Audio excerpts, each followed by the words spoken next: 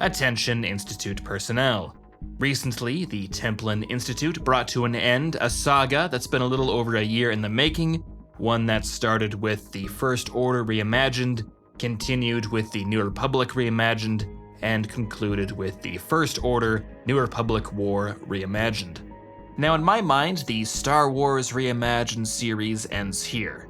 Unless we come up with a super exciting idea, I don't see us putting out any additional videos. But I know many folks in the community had some lingering questions about this series, so it seems like not a terrible idea to do a brief Q&A going over some of the most prominent ones. We gave priority to those of you on our Patreon, but also collected some additional questions from YouTube. And it should be said that we did rephrase some of these questions to provide a bit more context, and we did consolidate several similar questions into one general question, so even if your particular question isn't included here, you might still get an answer. Alright, but enough of that, let's jump right in. When conceptualizing these stories, did you write them purely with the mindset of what would make an interesting or logical series of events within the universe? Or did you go into this from the angle of how these ideas would fit into a film trilogy? Well, the short answer is I didn't really put any thought into how this would fit into a trilogy.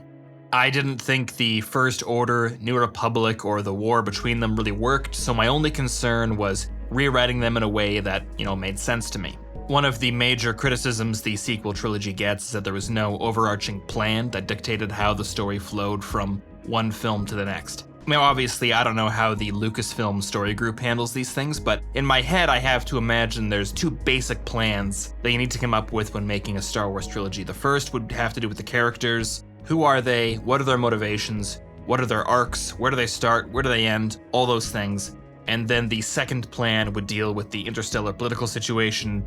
What is going on with the New Republic? What's going on with the First Order? How does their conflict look? So if we have these two plans, my thinking was this whole series I've written would be plan number 2. Here's what's going on in the world building side of things. And then ideally you'd give these two plans to J.J. Abrams and Rian Johnson and the screenwriters or whoever and say, how do we adapt this into a film trilogy? And again, I don't know how this process works at Lucasfilm, but there's probably a few good reasons why you wouldn't want to develop a trilogy this way. Maybe it constrains the filmmaking process too much or something, but at the very least, this was supposed to be a loose outline that you could give to a filmmaker and say, make a trilogy out of this. The one exception to this, though, would be the story of the Lothal, one of the Endor-class Star Defenders stranded behind enemy lines. After watching The Last Jedi, I was frustrated with the lack of information we got on what was going on in the greater galaxy, so I tried to come up with a Rogue One-style side story that could explain and fill in all these gaps. And the basic idea, I have it all planned out in my head, but the basic idea was you have a Republic dreadnought, suddenly confused as to why they're no longer getting any communications with Hosnian Prime. They end up going back to some Republic planet just before it's overrun by the First Order. Now they're caught behind enemy lines, and they kind of come up with this ragtag group of ships trying to break through the lines, return to the New Republic, and along the way you get all the information that I thought was lacking. So I was really happy to see so many people specifically mention the story of the Lothal in the comments, just because it's something I've put a lot of thought into, even if only, a brief part of that story actually appears in our reimagined videos. Why did you decide to keep the major events from the quote-unquote original sequel trilogy? Well, there's a few reasons for this. The first is I actually enjoyed the sequel trilogy. I thought The Rise of Skywalker was an unsatisfying finish, but I liked all the ideas that were set up in the first two movies, and I just thought the execution didn't quite pull it off, so I wanted to start with the stuff I liked and not throw out everything.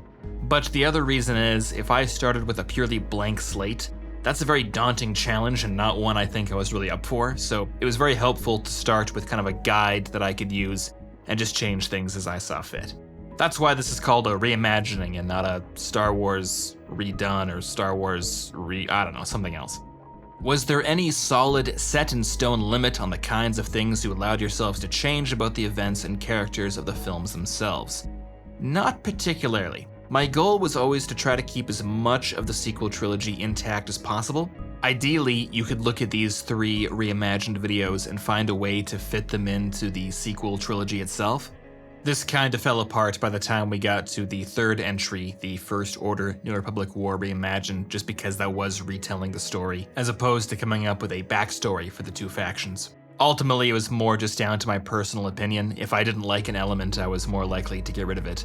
Although we did keep in some elements that I didn't like and just tried to have them make more sense, so it was very flexible. The films are largely limited to a narrow point of view. How much of your lore would you expect to be shown on screen versus assigned to supplementary material? Well, hopefully very little of the lore I came up with would actually be shown in any hypothetical trilogy, just because it doesn't really lend itself well to that kind of adventure storytelling. The structure of the First Order and New Republic especially could really only be hinted at, because nobody wants to spend 20 minutes watching someone give a lecture on the, political makeup of the First Order and the constitution of the New Republic. The best scene in Star Wars, in my opinion at least, and this might be controversial, is when the Imperial officers are having that meeting on the Death Star in A New Hope, and in the space of like 2 minutes you get all the information you need on the state of the galaxy, what the Empire is, what the Rebellion is, and it all comes across as very natural. So ideally, we'd get a similar kind of scene in a hypothetical reimagined trilogy. 2 minutes where you boil down all the important points. And then sure, maybe you release all the guidebooks and visual encyclopedias and all that stuff that include all the other details. What was the most complicated aspect of making the series, and what ideas, if any, were cut from the reimagined factions? Well, probably the most complicated aspect was finding the right visuals to line up with our new interpretation of the story. It's one thing to write all this stuff, but it's another to find something that you can use to depict it on screen. So we were lucky to get access to a ton of concept art, plus we reached out to a variety of artists who'd made their own Star Wars fan art, so I hope that the visuals can give you at least a hint of what our reimagined trilogy might have looked like. As for ideas that were cut, we kind of set up the idea that the New Republic was building a new capital. I think it was going to be called Triumph Station. And the idea was it was a giant space station like the Death Star, except instead of a battle station, it's the new seat of galactic government. And I kind of wanted to find some use for that station during the final act of the trilogy. I think the original plan was they were gonna use it as a giant torpedo to smash through a blockade on the way to Exegol. One of the reasons we dropped that idea was because it seemed too similar to another plot point from The Expanse, and I didn't want to just directly copy them. So that's maybe one regret, that I didn't find a way to include Triumph Station in the final battles. What is Thrawn's / the Empire of the Hand's goal with siding against the First Order? Variations on this question were something I saw a lot of in the comments. A lot of folks were wondering, why did Thrawn decide to work with the New Republic as opposed to the Sith Eternal? Now, I need to preface my response here by saying that I am by no means an expert on Thrawn. My research into his character only extends as far as the Wikipedia article, so it's possible my interpretation of the character might contradict the established lore. But to me, Thrawn was always kind of the ultimate realpolitik guy. He doesn't have any set ideology beyond helping his own people, and he'll work with whatever institution he feels has the best chance of furthering his own goals. If he thinks the Empire is the best chance he has to save the Chiss, then sure, he'll work with the Empire. But he might have just as easily worked with the Rebellion or the New Republic, if he came to believe they were the better option. I think he starts the war biding his time, looking at each side, and as we mentioned in the video, waiting until he can extract the greatest possible price for his involvement. And there's two factors that I think finally convince him to side with the New Republic. The first is, I don't think a character like Thrawn would respect Kylo Ren very much. I think he'd see him as too emotional, too prone to violent outbursts to be an effective leader. So I think Thrawn would see the New Republic as a more reliable partner. And the second has to do with a bit of a missed opportunity I felt there was with Thrawn's character. To me, he always seemed like a bit of a Mary Sue. He was prepared for everything, this perfect military leader. But Thrawn's character, I thought, would have been deeply offended by the existence of the Force. My understanding is that knowledge of the Force within the Chiss Ascendancy is very limited and only manifests itself in a very, limited way. So with Thrawn, this is a guy who has spent his entire military career learning to fight a war in a very specific set of circumstances, and then all of a sudden he finds out that this mystical power that's out there is a much bigger deal than he realized, and I think that should have really shook him to his core. Probably half of what he studied is suddenly obsolete. I think in the canon material, when Thrawn, sees all these mystical force powers, he's just like, okay, that's kind of interesting, whatever. But my version of Thrawn would be very distrustful of the Force, probably tried to destroy it in some sense, and when he sees the Sith Eternal wrapped up in the dark side of the Force far more than the Empire ever was, I think that would turn him against it pretty quickly. So again, might not be consistent with the canon version of the character, but that's where I wanted to see him go. And lastly, my favorite trope is evil in the service of good. And I love the idea of Thrawn's empire, which nearly destroyed the Republic in Legends, being kind of inverted in the new canon and saving the Republic. I think that's a fun idea. Why did you decide to include Palpatine's revival? It was one of the more contrived parts of the sequel trilogy. Yeah, I don't disagree with you there. Palpatine coming back was not earned at all. But I do think that Palpatine had to be in the sequel trilogy in some manner. It would have felt kind of weird if the first 2/3 of the Star Wars saga dealt with Palpatine specifically, and then the last third shifted the focus to some other villain. At the same time, though, you don't want to negate the sacrifice of Darth Vader, Anakin Skywalker, on the second Death Star, so I don't think Palpatine should have come back as like a perfect clone or whatever the hell he was, but rather I think he might have been a weaker kind of spirit version of Palpatine. Maybe he tried to replicate the Force ghosts practiced by the light side of the Force, but the dark side is inherently inferior, so he manifests as this spirit thing that can't really interact with the physical world and needs puppets like Snoke. I don't know. Knowing that's where the saga was headed, I thought it would have been so cool if The Last Jedi ended with, instead of that scene of Broom Boy, you had Kylo Ren going back to Snoke's throne room, and to his surprise, he follows like a blood trail where it's like Snoke was maybe still alive or something, and he was crawling somewhere as he was dying. So he follows this blood trail to Snoke's corpse, which is in this like secret room off to the side that Kylo Ren didn't know existed. And he's like, why was Snoke trying to get here? And then all of a sudden you have Palpatine speaking from the darkness doing that. You have passed your final trial. Something to set up Palpatine in that second movie, I think would have made it feel a lot better going into Rise of Skywalker. So that's what I would have done. And maybe even a few hints in The Force Awakens as well. Can you expand on Rey's role in this version and her conflict with Palpatine? Is she still related to him in this version? How do the Skywalkers vary from the Jedi? Right, so if I have another regret from the Reimagined series, it's that Rey was a little underserved.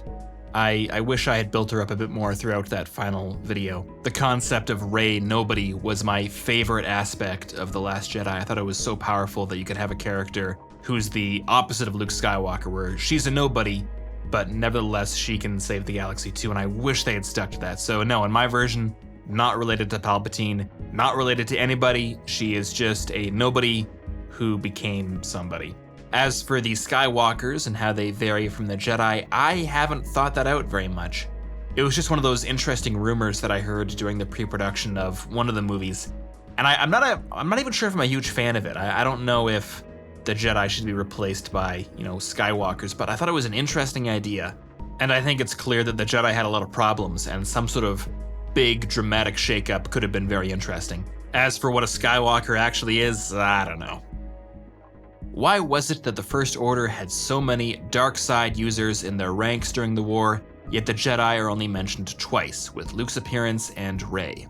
Well, the main answer to this is that I think everyone watches Star Wars and gets something different out of it. And to me, personally, the Jedi and the Sith were kind of the least interesting part of the whole story. I mean, they're really cool, don't get me wrong, but it's just, I didn't gravitate towards them. So I didn't really feel qualified to going into their status during this Reimagined trilogy. You'd probably bring in somebody else to flesh that out a bit more. But I also thought that it would be neat to do a kind of symmetry, where in the prequel trilogy, you had 2 Sith versus a legion of Jedi. Then in the original trilogy, you have just a few Sith versus just a few Jedi. And then in the final part, we kind of invert that, where now it's a legion of Sith versus just a few Jedi. What does the Star Wars galaxy look like after the war? Ah man, this is a big question, and I think I'm gonna give a really controversial answer. So in the original version of the script of the First Order New Republic War Reimagined, I fully described the Battle of Exegol and then hinted at some other conflicts kind of brewing after that war was done. So maybe the New Republic has the galaxy, but there's, building tensions with with Thrawn's empire, maybe. Except it didn't really feel right, and it kind of led me to the idea that the Star Wars timeline should end. It should have a definite end. Unlike Star Trek or other franchises, Star Wars is so connected with the story of the Skywalkers, and it just feels kind of wrong to continue it after their final victory.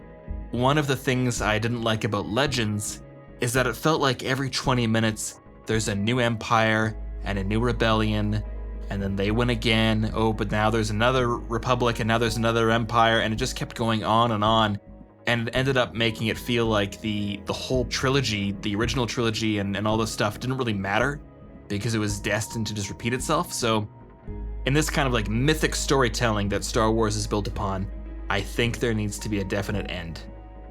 Star Trek can keep going without taking away from the accomplishments of Captain Kirk, because the whole franchise isn't built on that one character, but Star Wars is different. So I think have it end, flesh out stuff in the Old Republic, go further back into the timeline, but have the victory of the Skywalkers or Rey or whoever be the final point in the whole saga. Is it possible you can do this for other universes like Stargate, Star Trek, etc.? Possibly. I never want to say never, because as soon as you make a definitive statement, you're going to come up with a really good idea that contradicts it. But at the moment, I don't see myself doing this for anything else. I mean, we have done one for Mass Effect, but I think the sequel trilogy in particular was just the perfect opportunity for me to kind of get my own thoughts out on the subject, and I'm not sure if it would work with Stargate or Star Trek, just because I don't think they need to be reimagined. I think they're fine as is. So, never say never, but at this point, probably not. Alrighty, so that's gonna bring us to the end of this Q&A. I'm hoping to make these a bit more regular. I keep saying that, but Q&As, unfortunately, are the first thing to get delivered to the chopping block as soon as things get busy. But with any luck, we'll have another Q&A, a more general Templin Institute Q&A, ready to go within a few weeks here. So thank you again to everyone who submitted questions. My apologies to those of you who didn't get their questions answered, but hey, them's the nature of the beast. So until next time, this has been a Templin Q&A.